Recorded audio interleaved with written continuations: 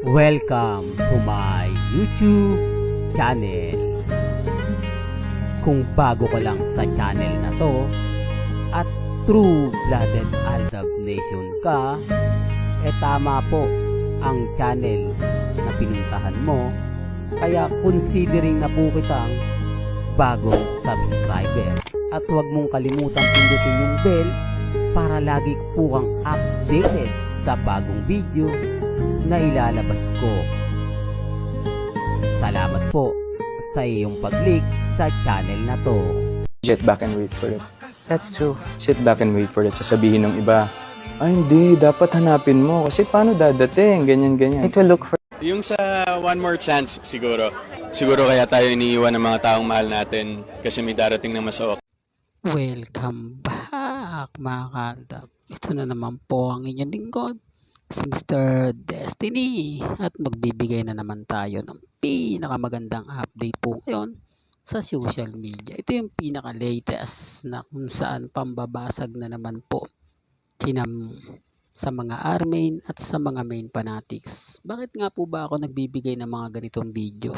Ano nga po ba ang gustong ipahiwatig ni Mr. Destiny at pinaririnig sa inyo yung mga interview niya the past at yung pinaka-latest na interview niya? Para lang po magising sila sa katotohanan.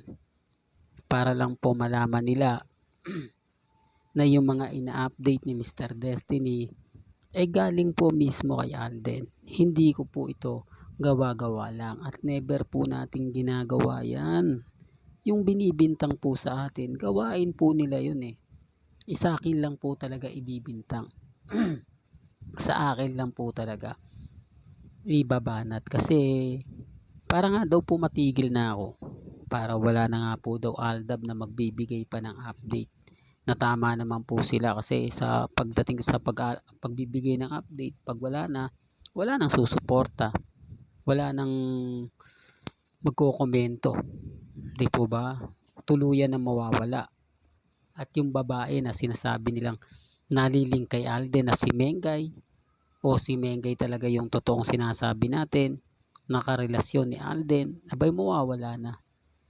Ayan, ito yung ramdam mo yung pagkakaapektado nila. Ramdam mo na naiinis sila kapag ako nagbibigay ng balita.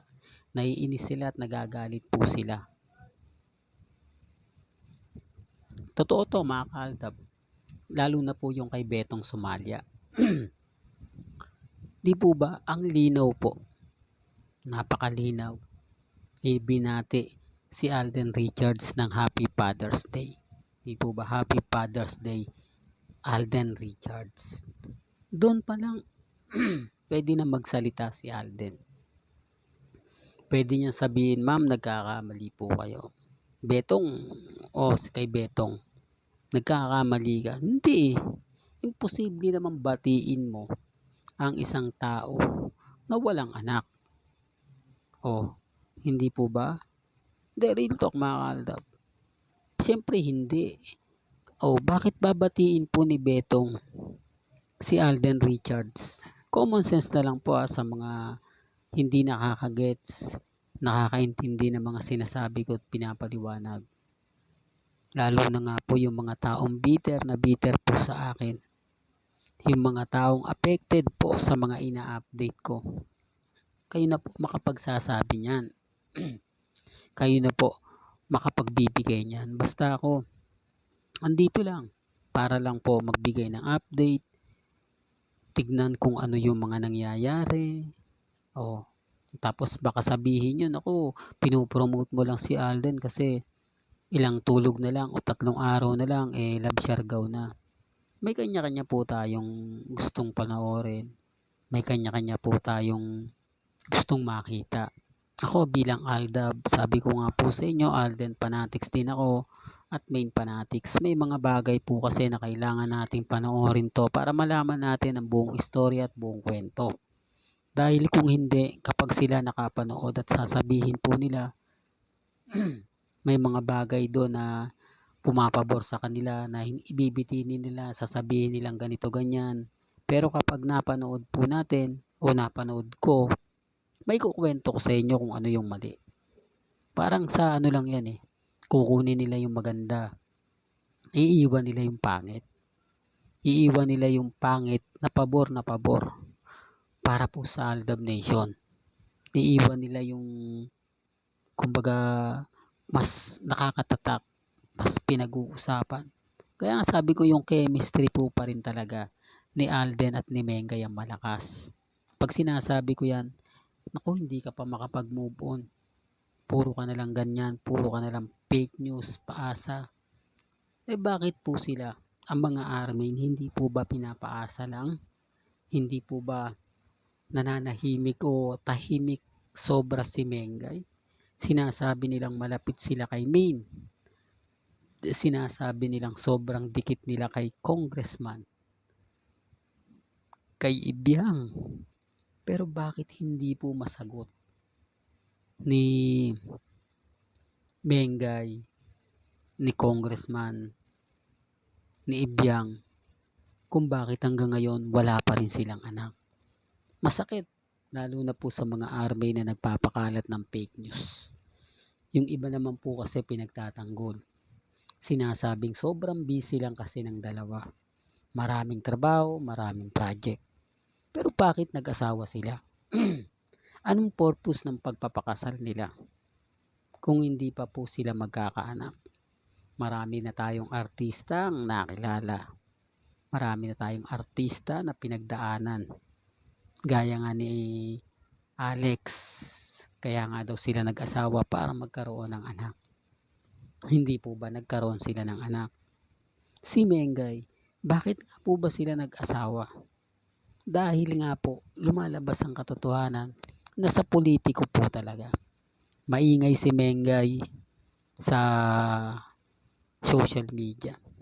Tatakbo ng congressman. Si Congressman Arjo. Hindi po ba mas takaw pansin, agaw pansin kapag tumakbo ka tapos ang artista na magiging sikat? Walang pinagkaiba yan dito sa Caloocan. Nung tumakbo po yung asawa ni Julina Magdangal o yung karelasyon ni Julina Magdangal na nagamit siya, hindi po ba nanalo? Sinasabi ko to mga kaaldab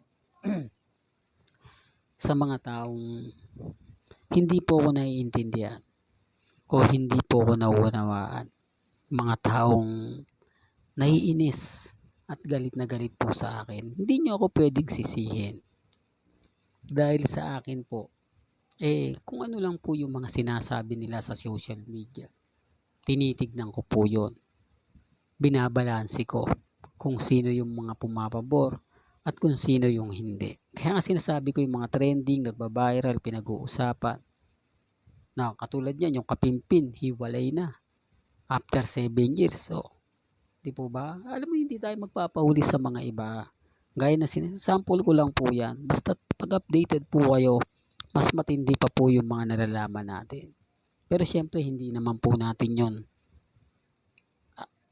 update. Kumbaga may kanya-kanya po tayo. Ako sabi ko nga po, paulit-ulit, Aldab po ako since 2015.